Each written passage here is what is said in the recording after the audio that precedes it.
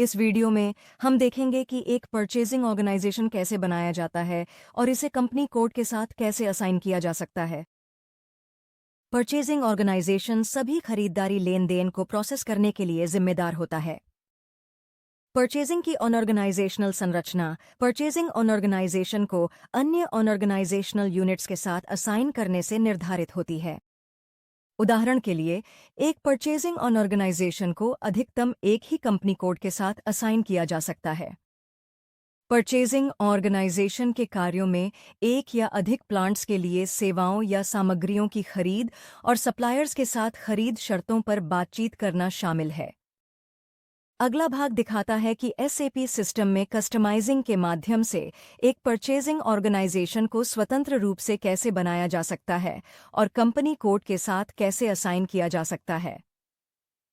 Customising खोलने के लिए ट्रांजैक्शन कोड एसपीआरओ का उपयोग करें।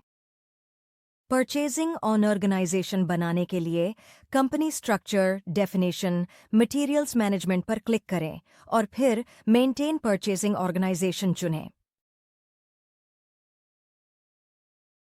वैकल्पिक रूप से इस ट्रांजैक्शन पर सीधे जाने के लिए ट्रांजैक्शन कोड OX08 का भी उपयोग किया जा सकता है।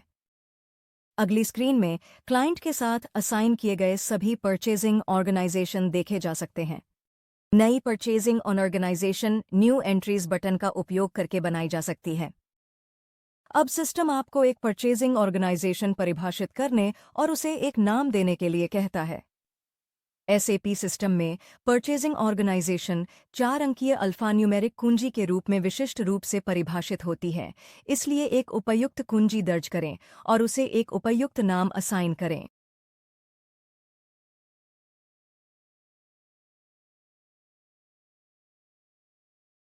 एक बार डेटा दर्ज हो जाने के बाद इसे सेव किया जा सकता है। कस्टमाइजिंग रिक्वेस्ट की पुष्टि करने पर दर्ज किए गए डेटा के अनुसार परचेजिंग ऑर्गेनाइजेशन बन जाती है।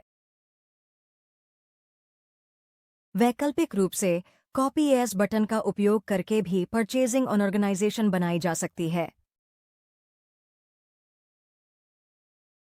निर्माण के बाद परचेजिंग ऑर्गेनाइजेशन को एक कंपनी कोड के साथ असाइन करना आवश्यक है।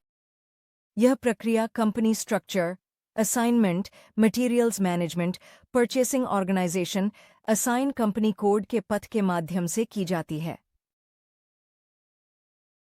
वैकल्पिक रूप से ट्रांजैक्शन कोड OX01 का भी उपयोग किया जा सकता है। परिभाषित परचेजिंग ऑर्गेनाइजेशन को टेबल में खोजा जाता है और फिर संबंधित कंपनी कोड दर्ज करके उसे कंपनी कोड के साथ असाइन किया जाता है।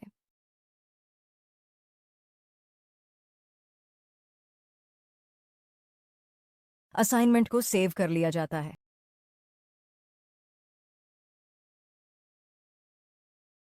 मौजूदा परचेजिंग ऑर्गेनाइजेशन के लिए डाटाबेस टेबल को कॉल करने के लिए ट्रांजैक्शन SE16N शुरू करें।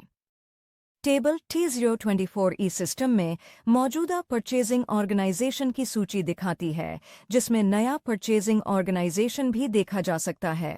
हमें पूरी उम्मीद है कि यह वीडियो आपके लिए बहुत ही सहायक और उपयोगी रहा होगा और इससे आपको अपने सवालों के जवाब या जानकारी प्राप्त करने में मदद मिली होगी। यदि आपके पास कोई भी अतिरिक्त प्रश्न, सुझाव या विचार हैं, तो कृपया संकोच न करें और नीचे दिए गए कमेंट सेक्शन में अपना संदेश अवश्य छोड़ें। आपकी प्रतिक्रिया हमारे लिए बहुत महत्वपूर्ण है। हम अगली बार रेडविस्ट एकेडमी के एक और नए और रोचक वीडियो में आपसे फिर से मिलने की आशा करते हैं। धन्यवाद।